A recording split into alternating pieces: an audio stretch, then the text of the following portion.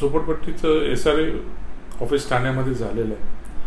आता त्याच्यामागे पाठपुरावा करून मुख्यमंत्र्यांकडनं फोन लावून उदय सामंतांनी मीटिंग घेतली. सिडको, MIDC आणि प्राधिकरणाची SRA प्राधिकरणाची मीटिंग घेऊन आमच्या ठिकाणी ऐरोलीपासून ते बायोमेट्रिक सर्वेचं पायलट स्टार्ट केलं.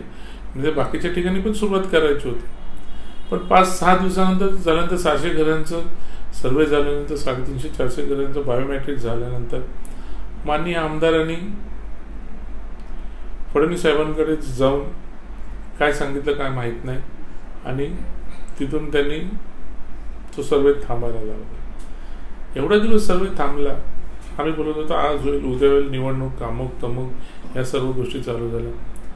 तरी आमदार महोदय त्यांच्या बेसिक याच्यामध्ये ते त्यामुळे नाही, सर्वे करायचंच नाही. 10 FSI तिथं दिला जाणार आहे. आता FSIचा विषयच कुठे आला तिथं? पहिला बायोमेट्रिक सर्वे करायचा. सर्वे झाल्यानंतर SRA लागू, त्याला प्रोसिजर वेगवेगळ्या 5-6 प्रोसिजरमधनं त्यांना जायला लागतं. पण जोपर्यंत सर्वे नाही होत तर त्यावेळेस कुठल्याच गोष्टी अंमलात आणता येणार नाही.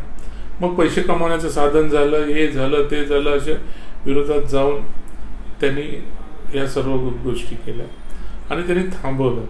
म्हणून आम्ही आज पत्रकार परिषद घेतली. आज मी पत्रकार परिषद घेणार आहे म्हणून लगेच कालच त्यांनी DCM साहेबांच्या नावाने, देवेंद्र फडणवीस साहेबांच्या नावाने पत्रक काढलं की बाबा हे याचं सर्वेक्षण, याचं सर्व चालू आहे. सरकारने SRA करावं म्हणून त्यांनी मागणी केली पत्रक. म्हणजे मी आज उपोषण म्हणजे PC घेणार आहे म्हणून. म्हणजे यांनी एवढ्या दिवस यांनी काय करायचे, मग एवढ्या दिवस काय गप्प बसले ते? मधल्या काळामध्ये त्यांनी हाऊसमध्ये शेवटचं अधिवेशन होतं, त्या अधिवेशनाकाळामध्ये त्यांनी झोपडपट्टीवरती त्यांनी योग्य तो ठराव करून घ्यायला पाहिजे होता. तो पण नाही केला आणि फुकटमध्ये तिथे सिडकोच्या नावाने बोंबलत बसले. एवढा भ्रष्टाचार झाला, तेवढा भ्रष्टाचार झाला.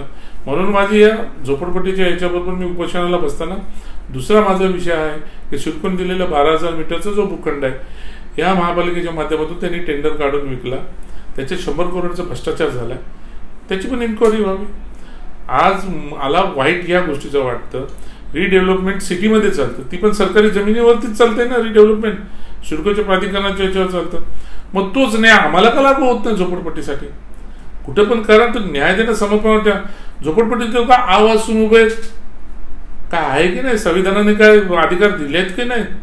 म्हणजे तुम्ही कधी येईल, तुमच्या जहागिरीप्रमाणे येणार, तुम्ही SRA थांबवणार, हे करणार, ते करणार.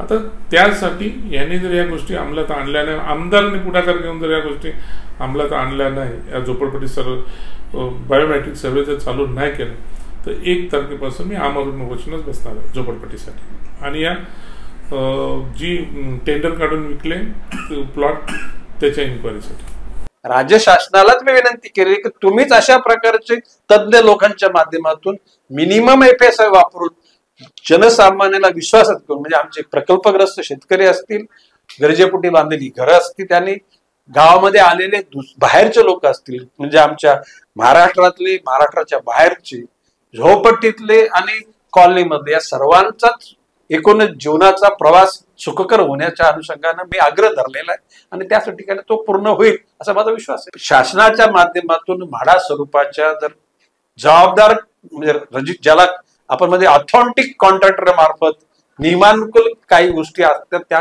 गोष्टी झोपडपट्टीचा विकास व्हावा, मूल गावठाणाचा म्हणजे आणि गरजेपोटी बांधलेली घरं आणि त्याचबरोबर LIG मध्ये ज्या लोकांनी बांधले त्या सर्वांचा शेवटी नवमीचे नागरिक ते झाले सगळे.